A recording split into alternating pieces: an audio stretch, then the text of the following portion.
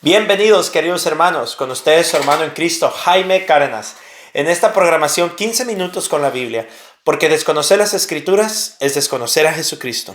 Empezamos en el nombre del Padre, del Hijo y del Espíritu Santo. Amén. Señor Jesús, te damos las gracias por todo lo que nos das. Gracias por la vida, por la mañana, gracias por este sagrado domingo. Gracias, Señor, por la gente que nos rodea. Gracias por los momentos alegres y los momentos difíciles. Gracias por los momentos prósperos y los momentos de carencia. Gracias por los momentos, Señor Jesucristo, que a veces nos cuesta trabajo darte gracias. O no queremos por lo difícil que pensamos que es. Pero sabemos, Señor, que todo lo que sucede es para el bien de los que aman a Dios. Por eso, Señor, nos abandonamos ante tu presencia y te pido sobre todo, Señor, que si lo sabemos aquí en la mente, lo vivamos en el corazón, que es lo más difícil.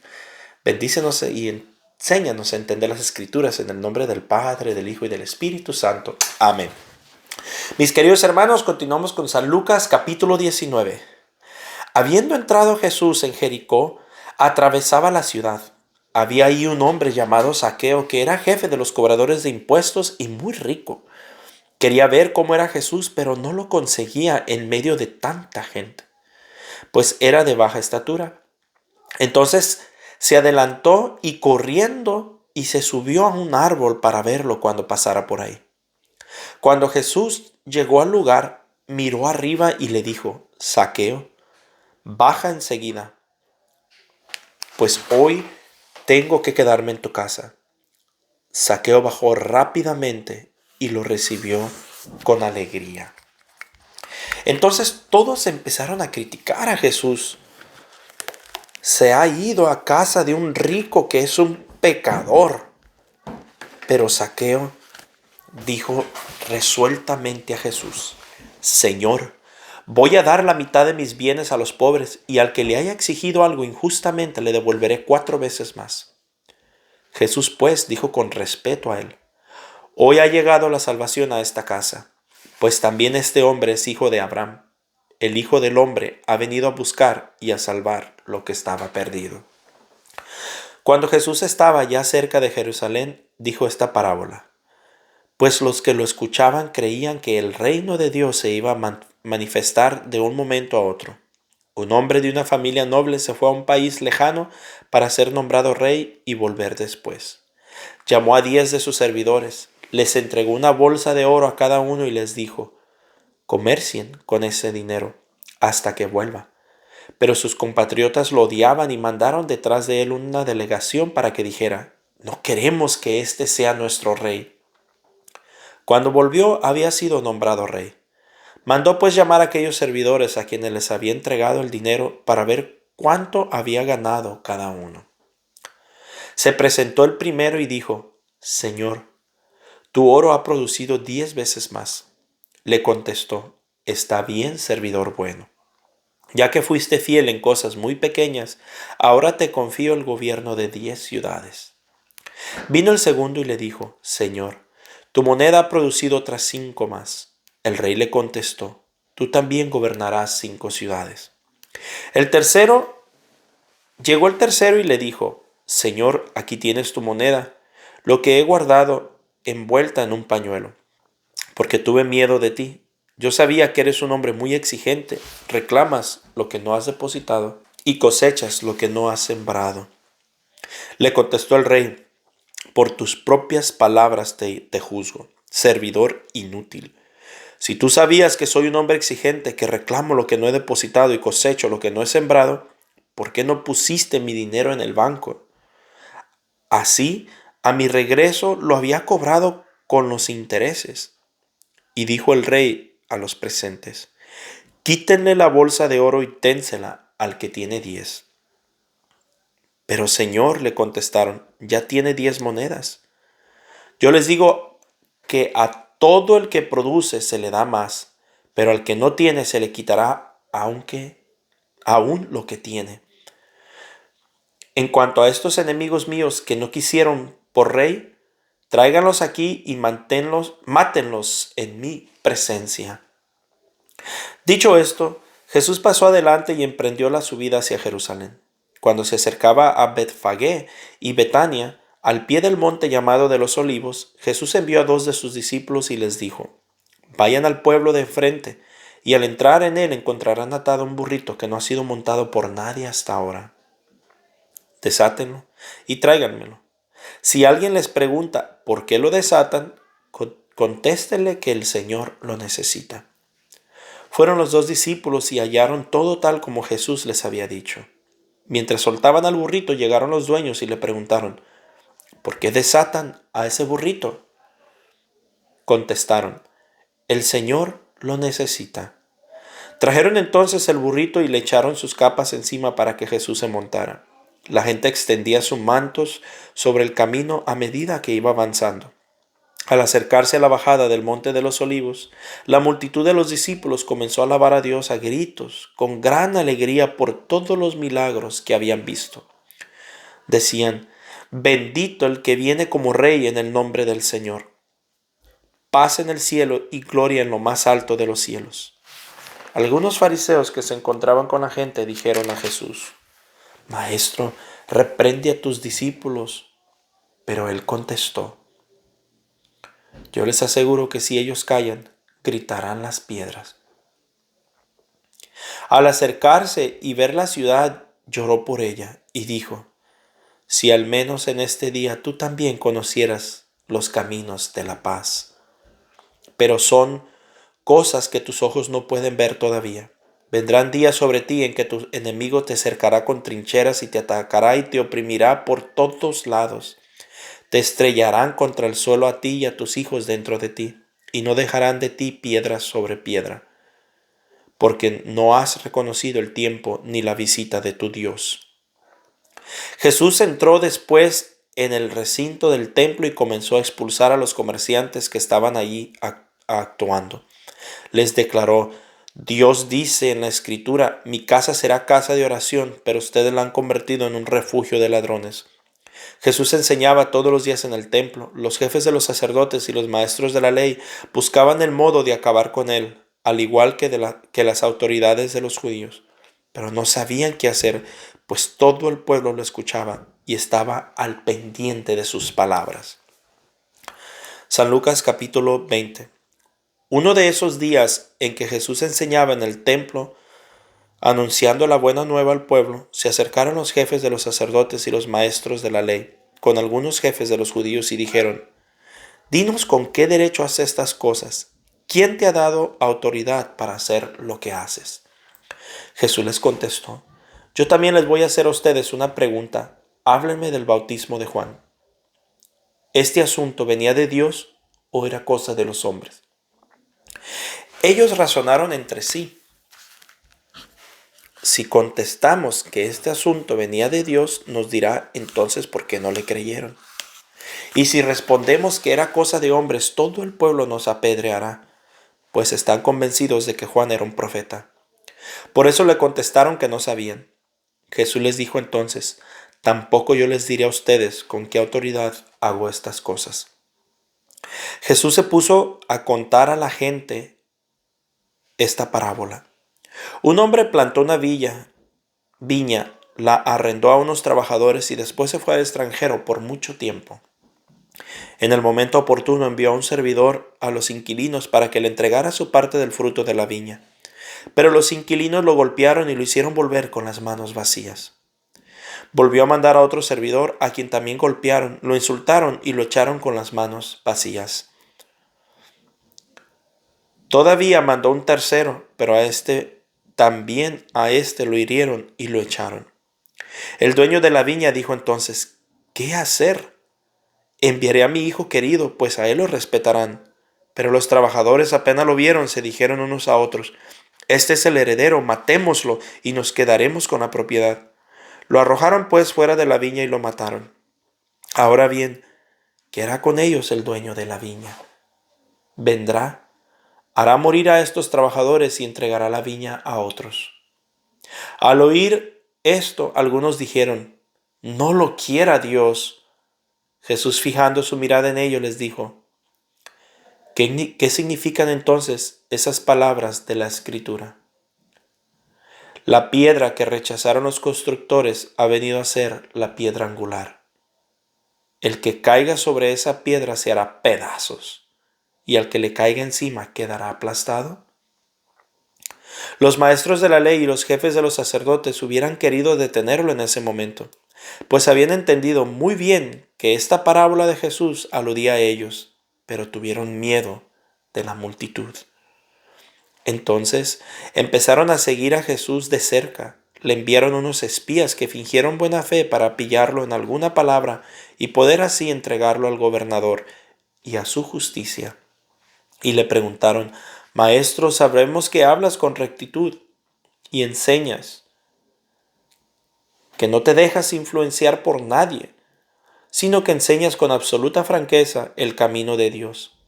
¿Está permitido entregar impuesto al César o no? Jesús vio su astucia y les dijo: Muéstrame una moneda. ¿De quién es esa cara y el nombre que tiene escrito? Le contestaron: Del César. Entonces les dijo: Pues bien, devuelvan al César lo que es del César, y a Dios lo que le corresponde a Dios. Con esto no pudieron atraparlo en lo que decía en público, sino que quedaron muy sorprendidos por su respuesta y se callaron.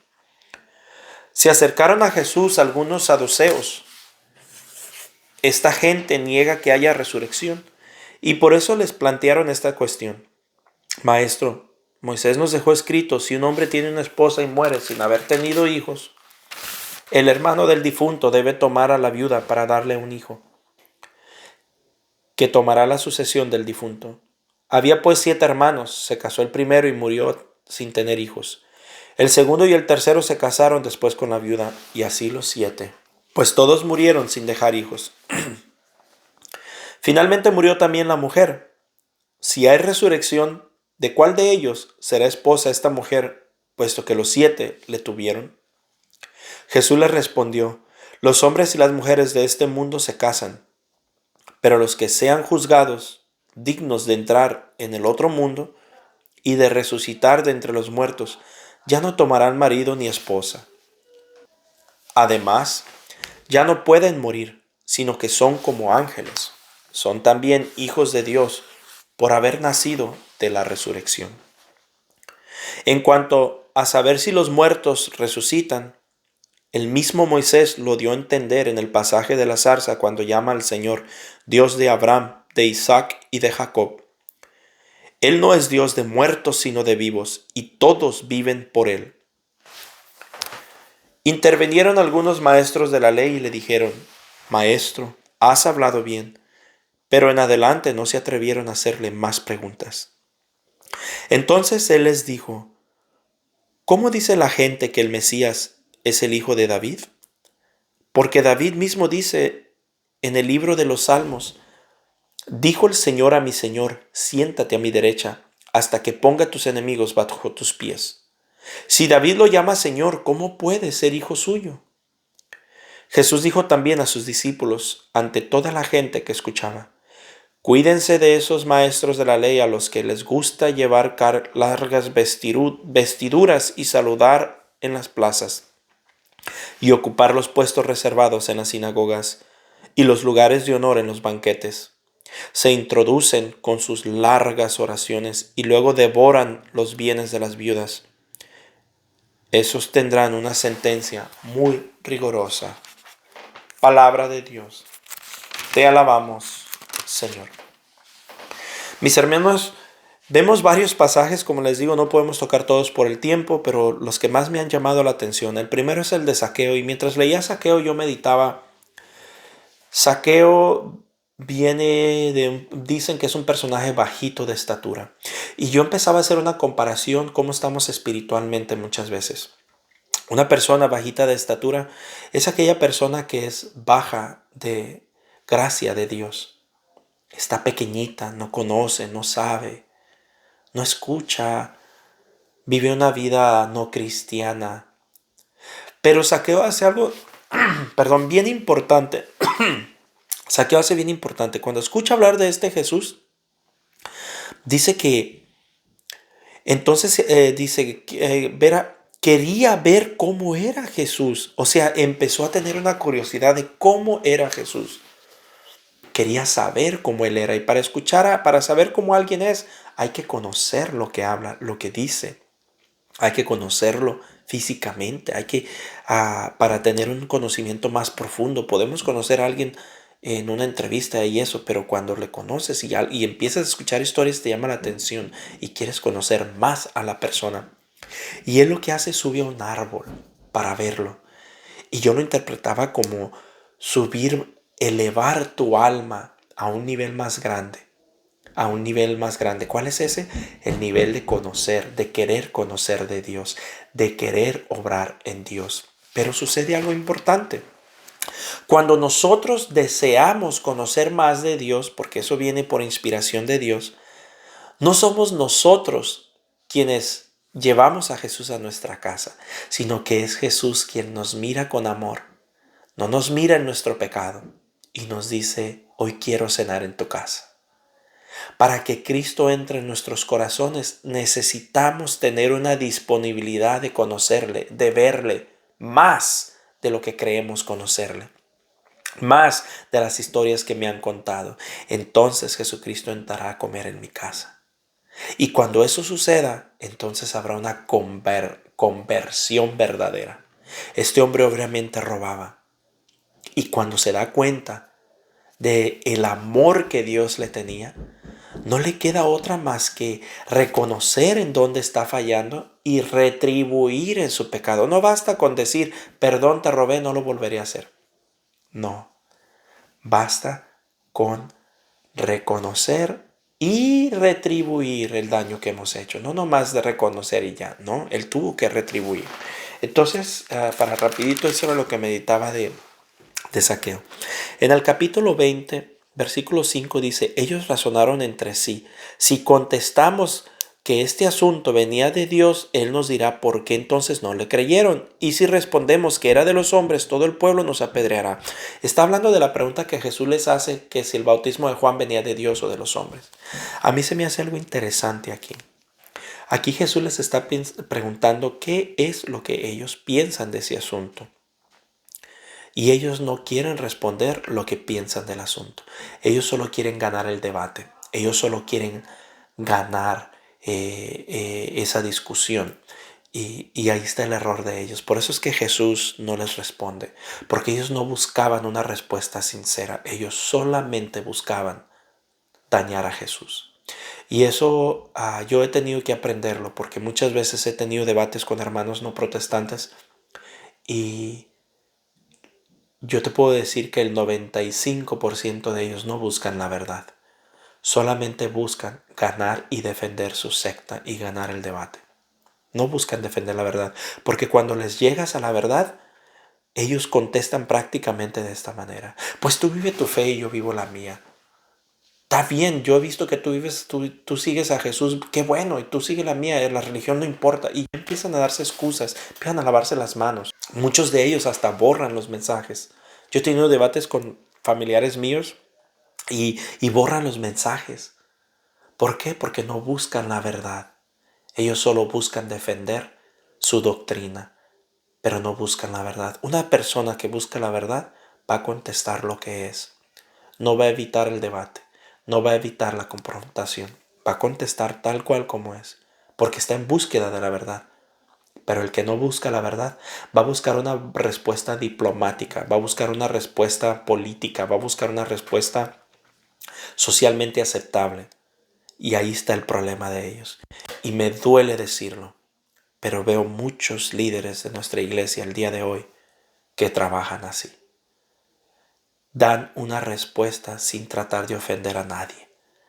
Y cuando intentamos no tratar de ofender a nadie, sacrificamos la verdad y el evangelio de Dios.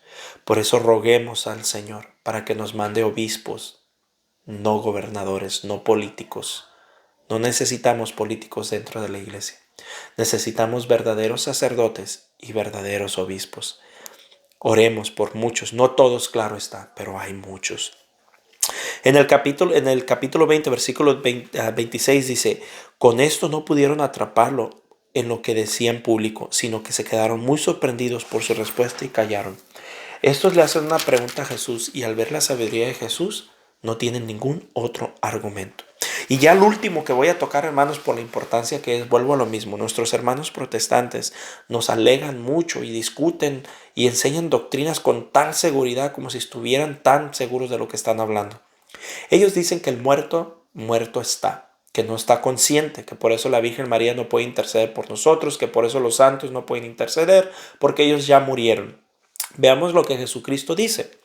Jesús les respondió: los hombres y las mujeres de este mundo se casan, pero los que sean juzgados dignos de entrar en el otro mundo y de resucitar de entre los muertos, ya no toman, miren, está hablando miren las palabras, está hablando en presente, no está hablando en futuro, no está diciendo ya no tomarán, no está diciendo van a tomar, ya no van a tomar, está diciendo toman, está hablando en presente y miren cómo todo se refiere en presente.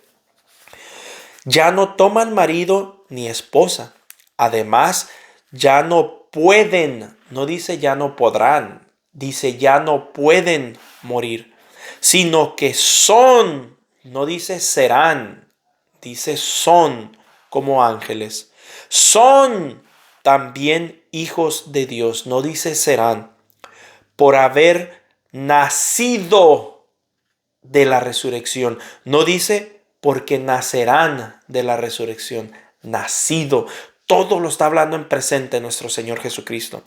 En cuanto a saber si los muertos resucitan, no dice resucitarán, el mismo Moisés lo dio a entender en el pasaje de la zarza, cuando llama al Señor Dios de Abraham, Dios de Isaac y Dios de Jacob.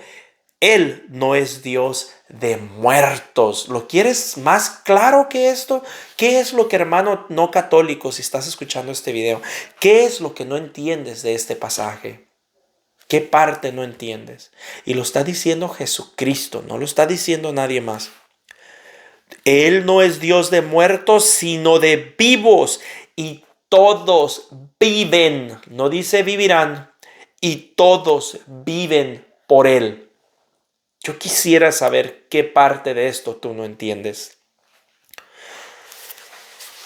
Mis hermanos, de verdad que no se dejen engañar por los hermanos protestantes. Las doctrinas que enseñan son falsas. Las doctrinas que enseñan son falsas. Y las hemos ido tumbando de una por una desde que empezamos a leer la Biblia. Así que continuaremos. Esto no termina. Pero bueno, ya me pasé demasiado. Un fuerte abrazo, la paz del Señor. Y primero Dios, continuaremos mañana.